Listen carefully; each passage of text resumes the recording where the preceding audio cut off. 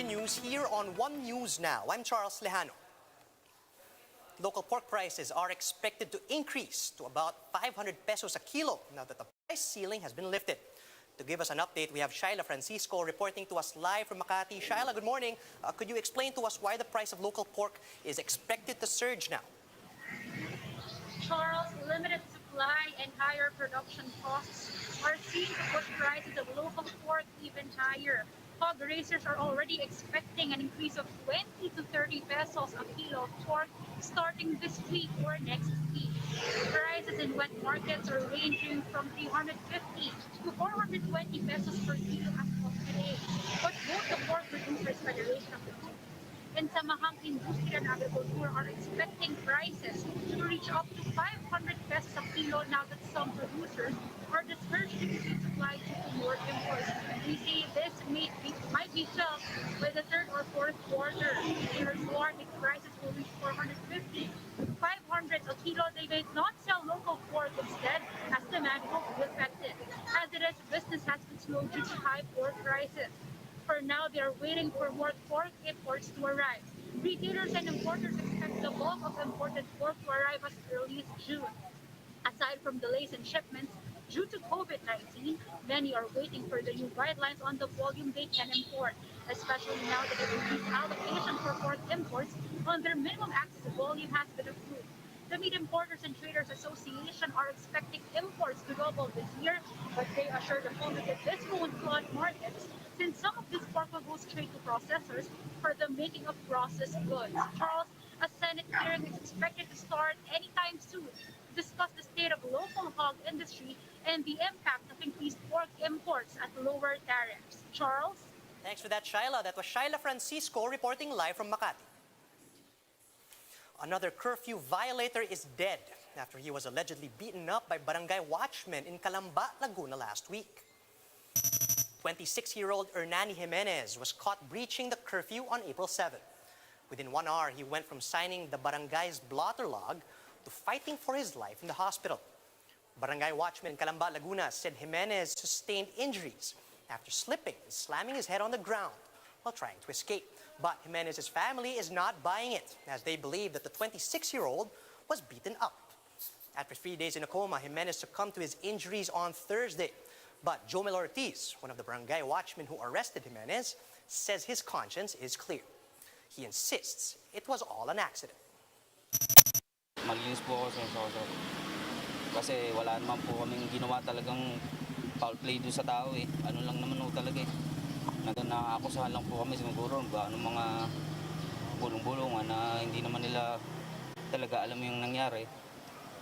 Kaya po napapasama na rin po kami.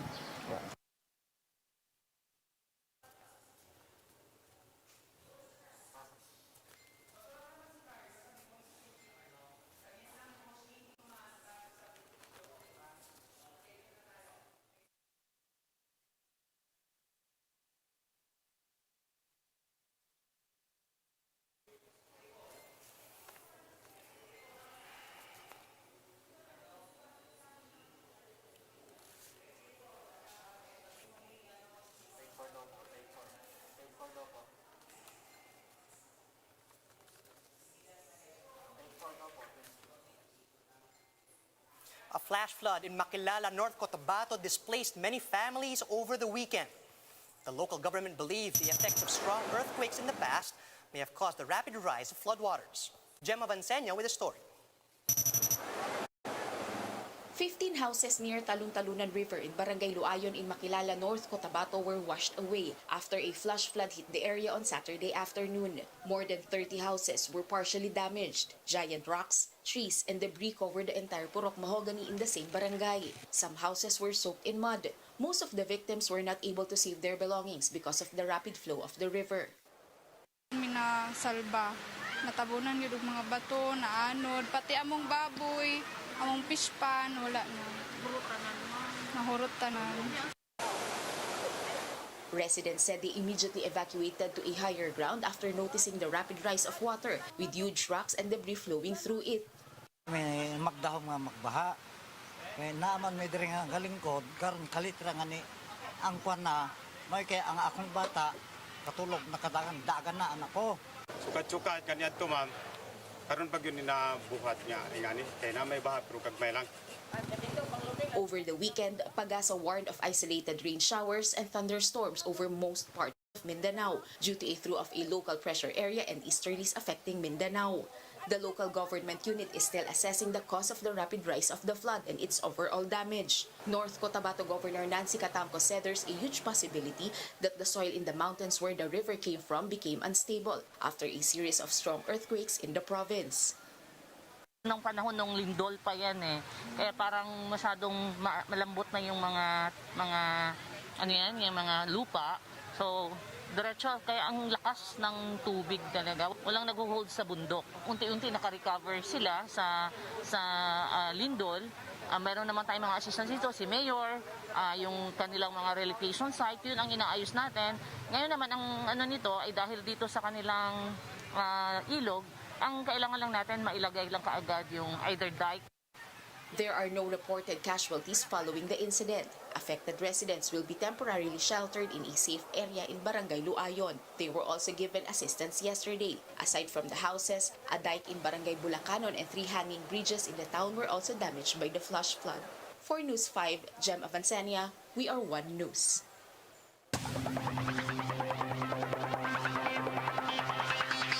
On now to sports, as Jerwin Angkaha successfully defended his IBF Junior Bantamweight Championship for the 9th time.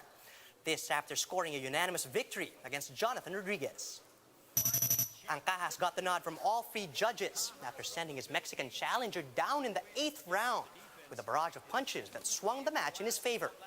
That was Rodriguez's first knockdown of his career, and Angkaha admitted that this was his toughest title defense so far. He says he hopes his victory will persuade other big names in his weight class to match up against him. Hindi ko talaga in-expect na mapatumba ko siya doon, ma'am, kasi unang-una nakita ko naman sa mga early round, talagang sumusugod siya, matibay. Gusto kong ipakita sa kanila na nandito ako, handa ako kung anong mang laban. Gusto kong makilala nila na bilang champion din na nandito din ako. Nandito din ako. And those are the top stories of the hour. Join us again later at 12 noon as we continue to monitor the day's biggest stories. You can also catch One News on Signal Play. Just register for a free account at www.signalplay.com and stream One News live anytime, anywhere. I'm Charles Lejano. Mask on, wash hands, and stay safe, Philippines. We are One News.